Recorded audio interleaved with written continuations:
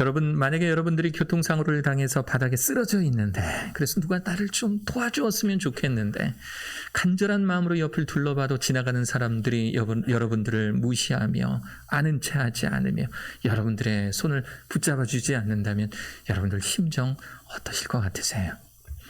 이와 같은 일이 몇 년 전에 실제로 일어난 적이 있었습니다.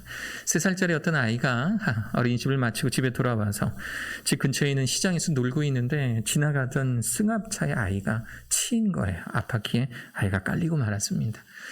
차가 울컥하니까 이제 운전자가 내리지는 않고 백밀러를 보니까 아이가 밑에 깔려 있었으니 보일 리는 없죠. 그러니까 아무것도 없는가 보다 하고 운전을 그냥 가버렸어요. 그래서 이 아이는 뒷바퀴에도 한 번 더 짓눌림을 당했습니다. 더 무시무시한 사실은 뭐냐면 CCTV를 통해서 확인을 해보니까 이 아이가 쓰러져 있는 동안에 무려 18명의 어른들이 그 옆을 지나갔지만 CCTV를 통해서 확인된 사람만 18명이었지만 아무도 이 아이를 구조하지 않았어요. 이 아이의 상태를 돌아보지 않았고 아무도 이 아이가 왜 그렇게 쓰러져 있는지, 왜 피를 흘리고 왜 울고 있는지를 아무도 돌봐주지를 않았습니다.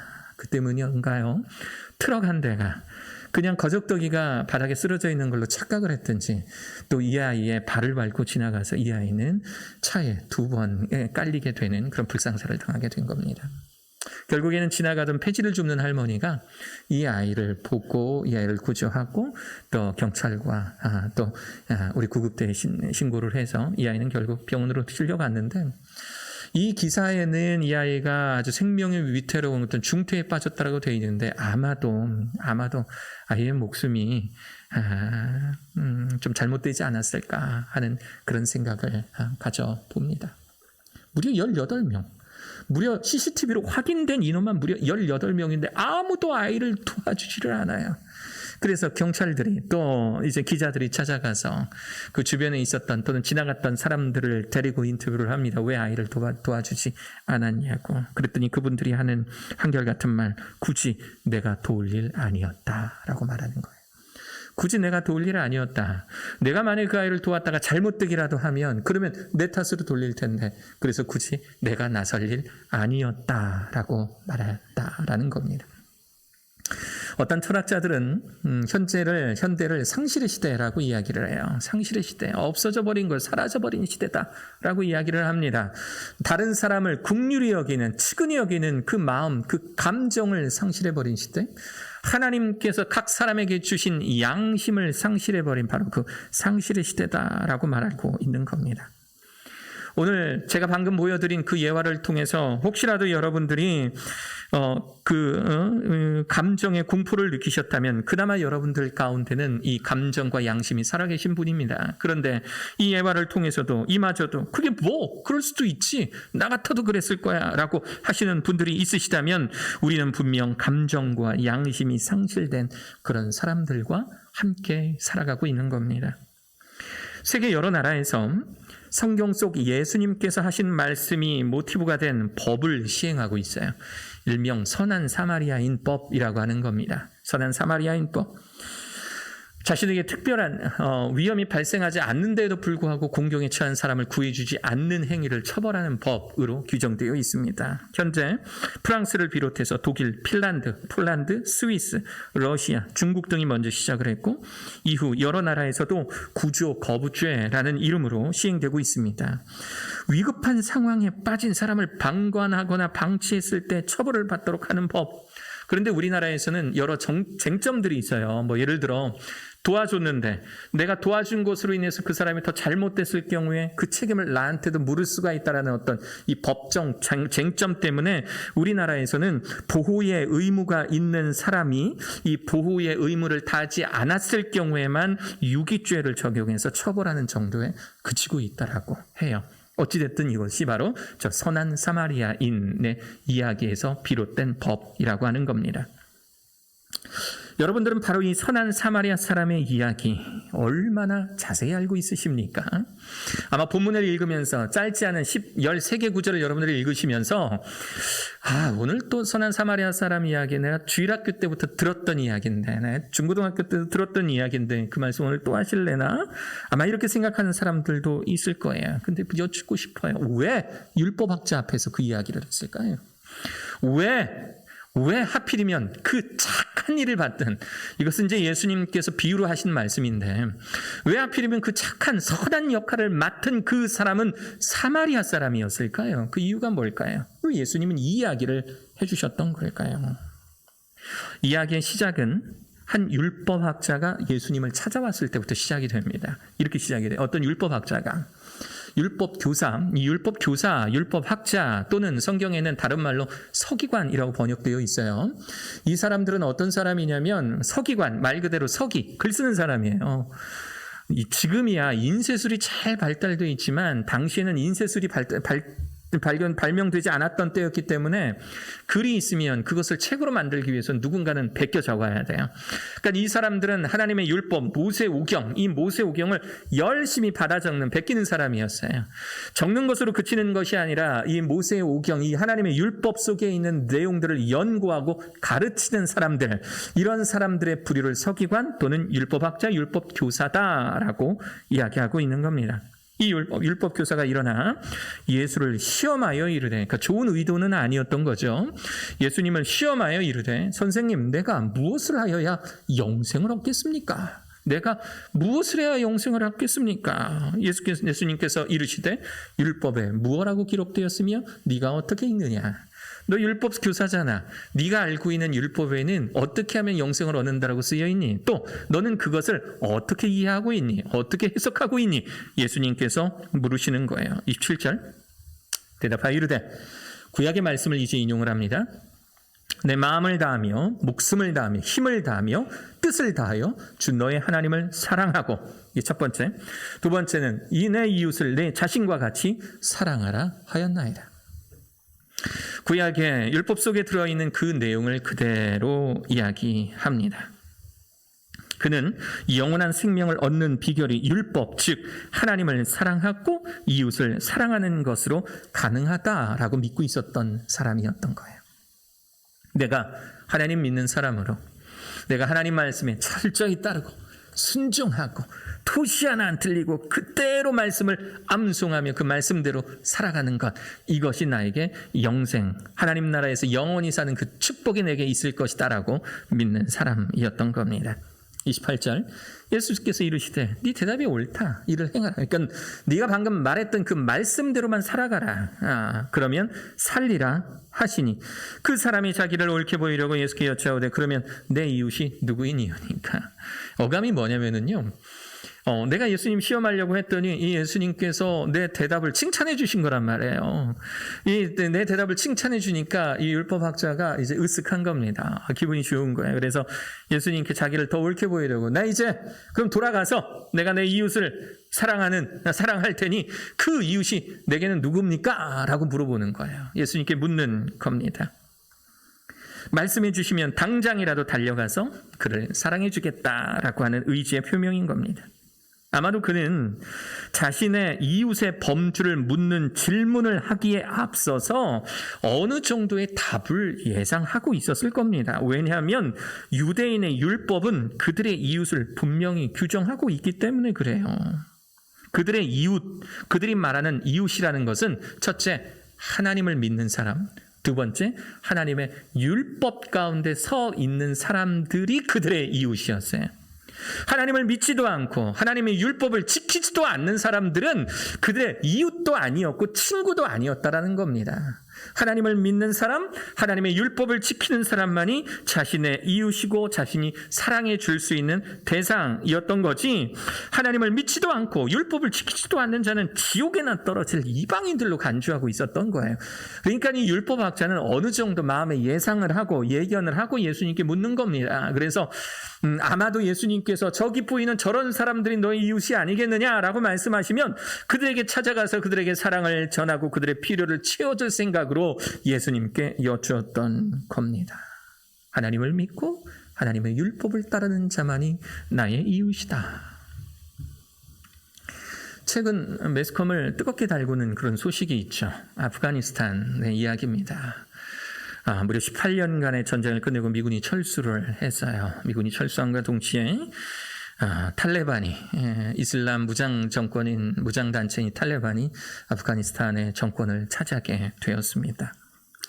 많은 사람들이 이 탈레반의 극악무도한 이 상황들을 알고 있기 때문에 아프가니스탄을 탈출하기 위해서 이륙하는 비행기에 매달리기도 하고, 또 많은 사람들이 매달려서 공중에 떠올랐다가 떨어져서 사망하는 그런 끔찍한 일들.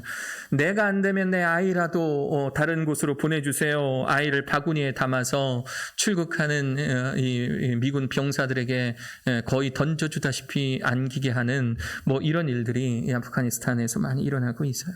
오늘도 우리 장로님께서 아침에 그거를 올려주셨는데, 얼마나 장로님 밤새도록 그거 보시면서 가슴이 아프셨을까. 그래서 일어나자마자 그거를 올려주셨을까 하는 생각이 들어서 참 큰일이다. 아프가니스탄을 위해서도 정말 우리가 기도해 주어야겠다라는 생각을 가져보았습니다. 많은 사람들이 걱정하는 것들이 이 아프가니스탄 안에서의 여성의 인권입니다. 왜냐하면 탈레반의 교리에 따르면 여성은 남성의 소유물이래요. 여성은 남성의 소유물. 그래서 인간으로서의 존엄을 갖지 못하기 때문에 그래서 많은 사람들이 염려하고 걱정하는 겁니다. 최근에는 얼굴을 드러내놓고 길거리를 다녔다는 이유로 한 여성을 길거리에서 직결 처형, 총으로 사살해버리는 그런 동영상도 많이 유포되고 있습니다. 이런 소식을 전할 때마다, 이런 동영상 볼 때마다 많은 사람들이 우려를 하고 있는 거예요. 탈레반이 정권을 차지한다라는 이야기를 듣자 많은 사람들이 아프가니스탄을 탈출하려고 하는 움직임이 있으니까 이 탈레반의 이 지도자가 TV에 출연을 했어요. 근데 그 아프가니스탄의 국영 TV에 출연을 했는데 이 인터뷰를 진행하는 사람이 여자 앵커였습니다. 그리고 탈레반에서 금기시하는 얼굴을 드러내는 행위를 한 채 이 탈레반 지도자와 인터뷰를 하는 겁니다. 아무래도 일부러 좀 연출된 상황이 아니었을까. 탈레반의 지도자가 너희들이 생각하는 것처럼 그렇게 여성의 인권을 짓누르는 사람 아니야. 이렇게 얼굴을 드러내놓고 마주 앉아서 대화하는 것도 가능한 사람이야 라는 걸 저 방송을 통해서 보여주고 싶었나 봐요. 그리고 여성 앵커가 묻습니다. 많은 사람들이 우려하고 있다. 여성들의 인권을 우려하고 있다. 이 부분에 대해서 어떻게 생각하느냐라고 말하니까 저 탈레반 지도자가 하는 말, 우리는 여성들을 존중하고 인격적으로 대할 것이다 라고 이야기해요. 그리고 그 뒤에 단서 조항을 달습니다. 단 이슬람 교리 안에서. 단 이슬람 교리 안에서 이슬람의 교리가 이야기하고 있는 그 범주 안에서 우리는 여성들의 인격을 존중할 것이다. 그리고 여러분들은 그들이 말하고 있는 이슬람 교리 안에서 여성을 존중하는 일들을 동영상으로 보고 계시는 거예요. 많은 여성들이 인격적으로 말살당하고, 그들은 어떤 이 탈레반 이 지도자는 여성을 아이 낳는 기계에 비유하기도 하는 그런 일들이 저 안에서 일어나고 있는 겁니다. 우리는 여성들을 존중하고 인격적으로 대할 것이다. 단 이슬람 교리 안에서. 2000년 전 율법학자도 똑같은 생각한 거예요. 다 이웃으로 생각할 것이다. 단 율법의 교리 안에서. 율법학자가 스스로 생각했던 이웃의 범주가 우리들 가운데는 없습니까, 여러분? 우리가 생각하는 이웃의 범주, 우리들도요, 우리들 스스로 나의 이웃, 나의 친구라 하면 이 정도는 돼야지라고 하는 여러분들의 범주를 만들어 놓고, 선한 사마리아 사람들의 이야기를 듣더라도 나의 이웃은 내가 생각하는 이 정도를 나의 이웃으로만 생각하는, 어쩌면 정도는 다르지만 탈레반이 이슬람 교리 안에서라고 외치는 것과 또 2000년 전 율법학자가 율법의 교리 안에서 외치는 것, 그 프레임 안에서 우리도 우리들의 스스로 이웃을 정하고 있지는 않습니까? 율법학자의 마음을 정확히 알고 계신 예수님께서요, 한마디로 부르십니다. 예수께서 대답하여 이르시되, 이제 말씀해 주시는 거예요. 대답하여 이르시되, 어떤 사람이 예루살렘에서 여리고로 내려가다가 강도를 만나매, 하나의 예를 들어주시는 거예요. 한 강도 만난 사람의 이야기를 들려주세요. 그 옷을 벗기고 때려 거의 죽은 것을 버리고 갔더라. 한 강도 만난 사람의 이야기를 들려주시는데 그것이 그 배경이 어디냐면 예루살렘에서 여리고로 내려가는 길이래요. 내려가는 길. 실제로 이스라엘 항공 사진입니다. 찾아보니까 있더라고요. 거기에 이제 제가 예루살렘이 어디고 여리고가 어딘지만 표시해 둔 거예요.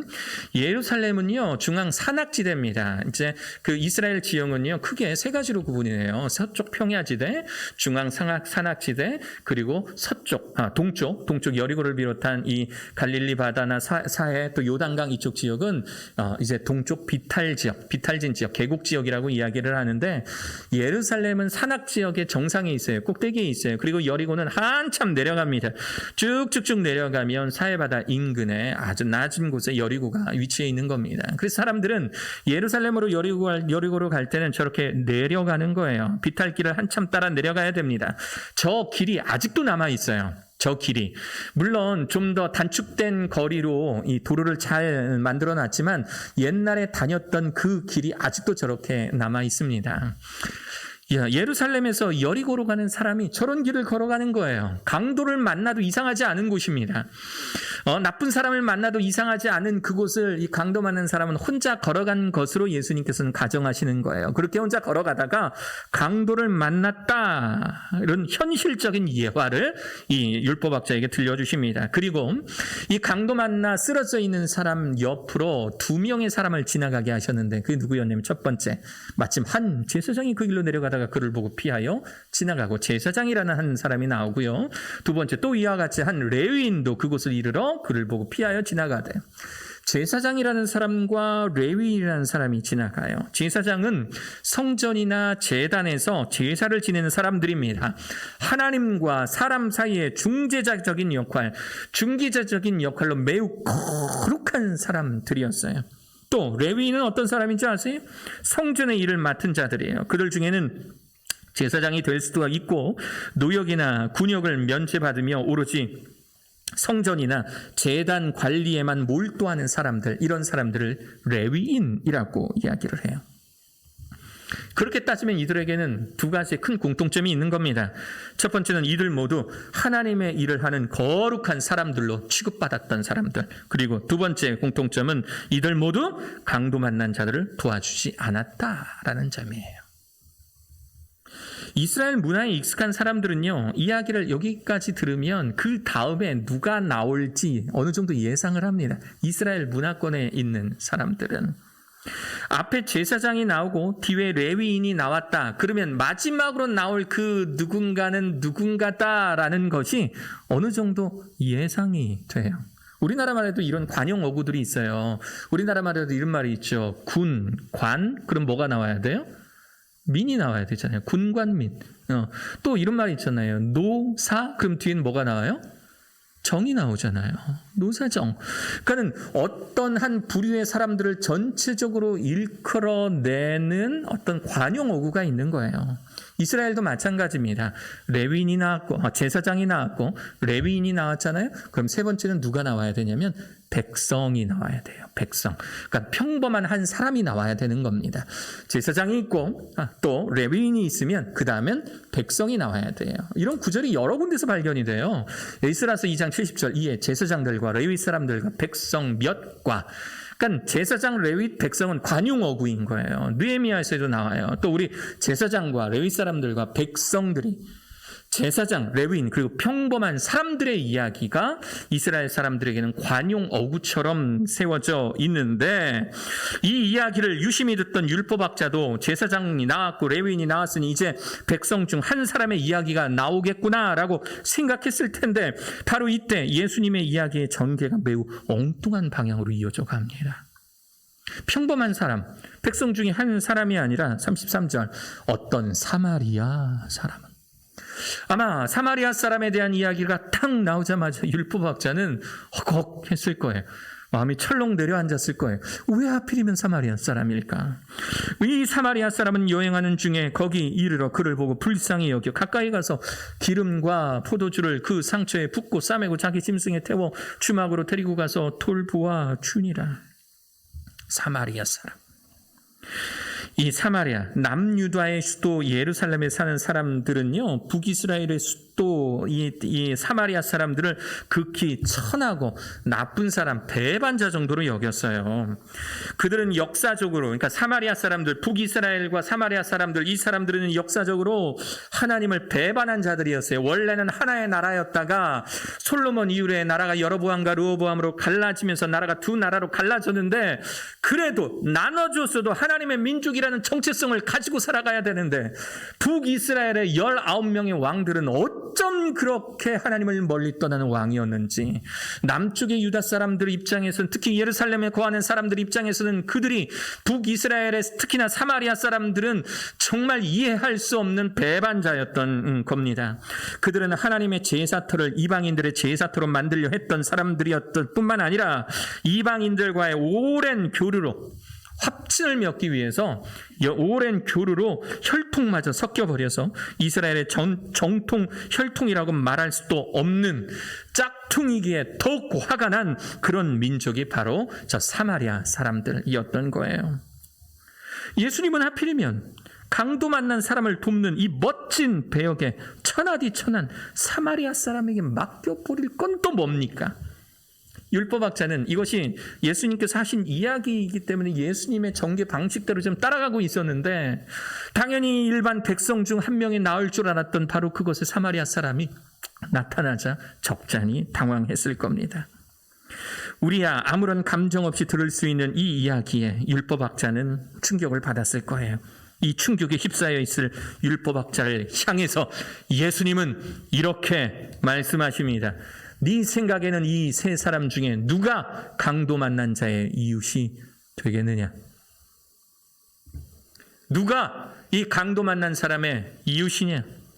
네가 네 입으로는 마음을 다하고 목숨을 다하며 힘을 다하여 주 뜻을 다하여 주 너의 하나님을 사랑하라 했잖아. 또 이웃을 네 자신과 같이 네 몸과 같이 사랑하라고 하였는데, 율법을 잘 아는 너는 진정 그 사랑을 실천하고 있느냐라고 묻고 있는 거예요. 제사장과 레위인의 범주 안에 들어가는 율법학자, 그래서 너는 그 율법대로, 네가 말하고 있는 그 율법대로 실제로 이웃을 사랑하며 그들의 실질적인 필요를 채워주고 있느냐? 혹시 사마리아 사람을 통해서 알 수 있듯이 네가 스스로 네 이웃이 되지 못할 사람들을 미리 정해놓고 이 원수들도 자신의 사람들, 자기 사람들을 사랑할 줄 안다 하였거늘 너 하나님의 사람, 하나님의 일을 하고 율법을 연구하는 너는 스스로 네가 정한 프레임 안에서 네가 사랑할 사람만 사랑하고 있지는 않느냐라고 강하게 묻고 있는 거예요. 어제 이 말씀을 묵상하는데 정말 예수님께서요, 제 코앞에 다가오셔서 물으시는 것 같아요. 나 쳐다봐. 나 쳐다봐. 너는 네가 크리스찬이라고 말하고, 네가 목회자라고 말하고, 네가 믿는 사람이라고 말하고, 사람들 앞에서 가르치는 어쩌면 율법학자와 똑같은 직분을 감당하고 있는 너는, 그러면 너는 사람들에게 진정한 참된 이웃이냐? 성경 속에 나와 있는 이 세 부류 중에 너는 어디에 속해 있니? 라고 정말 제 눈앞에서 저와 코와 코를 마주대고 그렇게 물으시는 것 같았어요. 이 질문은 2000년 전 율법 교사뿐만 아니라 그리고 2000년 후 저에게 하는 말일 뿐만 아니라 바로 이 자리에 앉아 계신 여러분들에게 예수님께서 하시는 질문입니다. 여러분들은 이웃들의 진정한 선한 이웃이 되어주고 계십니까?